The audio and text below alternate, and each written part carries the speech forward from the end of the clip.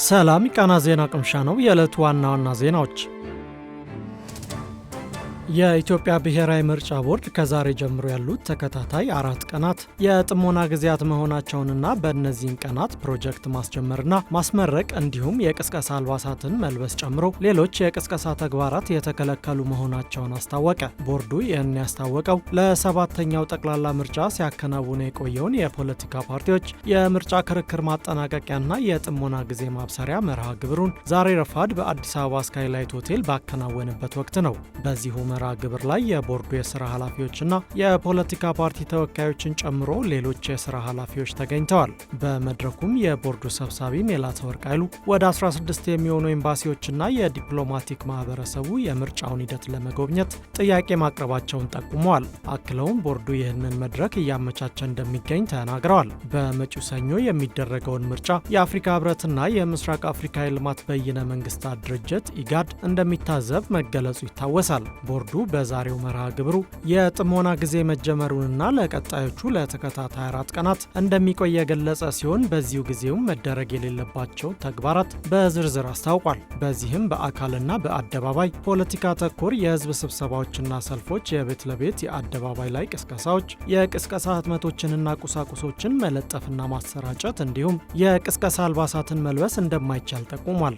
በተጨማሪም በመገናኛ ብዙሃን የቀጥታም ሆነ የተቀረጹ የእጩ ወይንም የፓርቲ ፕሮግራሞች ስርጭት፣ የማህበራዊ ትስስር ገጾችን በመጠቀም ቅስቀሳ ማድረግ እንዲሁም ፕሮጀክት ማስጀመርና ማስመረቅ በጥሞና ጊዜ ማድረግ እንደማይቻል አስታውቋል። ቦርዱ በዚሁ መግለጫው የጥሞና ጊዜን ማክበር የምርጫውን ተአማኒነት እንደሚያረጋግጥና መራጩም ያለምንም ውጫዊ ተጽዕኖ ግርግርና ቅስቀሳ በሰላም አስቦ እንዲወስን እንደሚረዳ ገልጿል። ቦርዱ በድምፅ መስጫ ቀን በመራጭነት የተመዘገቡ ዜጎች ሁሉ በዕለቱ ድምፃቸውን መስጠት እንዲችሉና የድምፅ አሰጣጥ ሂደቱ ያለምንም የጸጥታ ችግር ይከናወን ዘንድ የፌዴራልና የክልል መንግስታዊ ተቋማት በዕለቱ ስራ ዝግ እንዲያደርጉ ጥሪ አቅርቧል።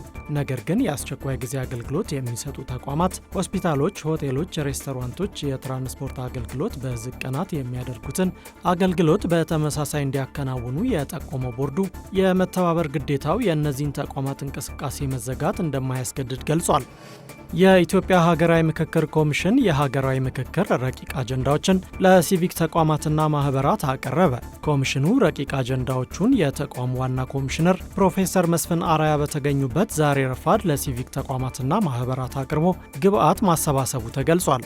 በውይይቱም የኢትዮጵያ መምህራን ማህበር፣ የኢትዮጵያ ድሮች ጥምረት፣ የኢትዮጵያ አካል ጉዳተኞች ፌዴሬሽን፣ ኢትዮጵያንስ ፎር ኢንክሉሲቭ ዲያሎግ ትምራን እና ዴስቲኒ ኢትዮጵያ ተሳትፈዋል። የተቀረጹ ረቂቅ የአጀንዳ ሀሳቦችን አስመልክቶ ገለጻ ያደረጉት ምክትል ዋና ኮሚሽነር ሂሩት ገብረስላሴ አጀንዳዎቹ በመጀመሪያ ደረጃ የረቂቅ ሂደት ላይ እንደሆኑ ገልጸዋል። የሚመለከታቸው አካላት ግብዓት በስፋት ተካቶበት እንደሚዳብርም ምክትል ዋና ኮሚሽነሩ አረጋግጠዋል። የተቋሙ ዋና ኮሚሽነር ፕሮፌሰር መስፍን በበኩላቸው የሲቪክ ተቋማትና ማህበራት በምክክሩ ሂደት ወሳኝ ሚና እየተወጡ መሆናቸውን ገልጸዋል። አክለውም ኮሚሽኑ ከተቋማቱ ጋር መስራቱ የገለልተኝነት እሴትን ለማስጠበቅ እንዳስቻለው መናገራቸውን ኮሚሽኑ በኦፊሴላዊ የፌስቡክ ገጹ ባወጣው መግለጫ ጠቁሟል። በኬንያ የሴቶች አዳሪ ትምህርት ቤት ላይ በተነሳ የእሳት ቃጠሎ 16 ተማሪዎች ሲሞቱ 79 የሚሆኑት ሆስፒታል መግባታቸው ተገለጸ። ትላንት ሌሊት 7 ሰዓት ላይ የደረሰው የእሳት አደጋው የተከሰተው ከናይሮቢ 120 ኪሎ ሜትር ርቀት ላይ ባለችው ናኩሩ ግዛት ውስጥ በሚገኘው ኡቱሚሻ የሴቶች አዳሪ ትምህርት ቤት ላይ መሆኑን አዣንስ ፍራንስ ፕሬስ ዘግቧል። የሀገሪቱ የትምህርት ሚኒስቴር ጁሊየስ ሚጎስ ኦጋምባ በዚሁ አሳዛኝ የእሳት ቃጠሎ 16 ሰዎች መሞታቸውን ለጋዜጠኞች ተናግረዋል።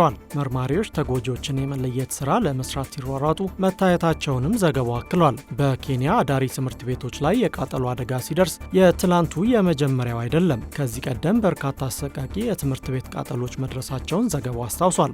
አደጋውን የማይታሰብ አሳዛኝ ክስተት ሲሉ የገለጹት የኬንያው ፕሬዝዳንት ዊልያም ሩቶ ልባችንና ጸሎታችን የሚወዷቸውን ሴት ልጆቻቸውን ካጡ ቤተሰቦቻቸው ጋር ነው ሲሉ በኤክስ ገጻቸው ባሰፈሩት መልእክት ተናግረዋል። ትምህርት ቤቱ ከብሔራዊ ፖሊስ አገልግሎት ጋር የተገናኘ ሲሆን አብዛኞቹ ተማሪዎች የመኮንኖች ልጆች መሆናቸውን የሀገር ውስጥ ጉዳይ ሚኒስትሩ ኪፕቹምባ ሙርኮሙን መናገራቸውን ኤኤፍፒ ጠቁሟል። ስለ እሳቱ መንስኤ የተጠየቁት የሀገር ውስጥ ጉዳይ ሚኒስትሩ መንስኤውን ለማወቅ ምርመራ እየተካሄደ በመሆኑ ህዝቡ በትዕግስት እንዲጠብቅና ዜጎች ስለ አደጋው መላምት ከመስጠት እንዲቆጠቡ አሳስበዋል። በኬንያ ከዚህ ቀደም ህጻናት ሆን ብለው በትምህርት ቤት ላይ ቃጠሎ ማስነሳታቸውን ዘገባው አስታውሷል። እንደ አውሮፓውያን አቆጣጠር በ2018 ብቻ 63 የትምህርት ቤት ቃጠሎች መከሰታቸውን ኤኤፍፒ በዘገባው አክሏል።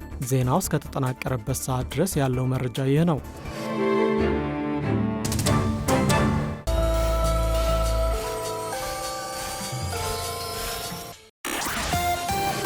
የኢትዮጵያ ብሔራዊ ባንክ በመጪው ሰኔ ወር $200 ሚሊዮን ለባንኮች በጨረታ እንደሚያቀርብ አስታወቀ። ገዢው ባንክ በተያዘው በጀት ዓመት አራተኛው ሩብ ዓመት የሚያከናውነውን የውጭ ምንዛሬ ጨረታ የጊዜ ሰሌዳን ትላንት ይፋ አድርጓል። በዚህም በመጪው ሰኔ ወር በሁለት ዙር $200 ሚሊዮን ለባንኮች ጨረታ የሚያቀርብ ሲሆን የመጀመሪያው ዙር ሰኔ 2 ቀን 2018 ዓ.ም የሚካሄድ ሲሆን በዕለቱም $100 ሚሊዮን እንደሚቀርብ ተገልጿል። እንዲሁም ሁለተኛው ዙር ጨረታ ሰኔ 17 ቀን 2018 ዓ.ም የሚከናወን ሲሆን በተመሳሳይ $100 ሚሊዮን ለባንኮች ጨረታ ግዢ ይቀርባል ተብሏል። ገዢው ባንክ እስካሁን በአጠቃላይ ባካሄዳቸው 22 ጨረታዎች $3.03 ቢሊዮን አቅርቦ ለባንኮች በሽያጭ አስተላልፏል።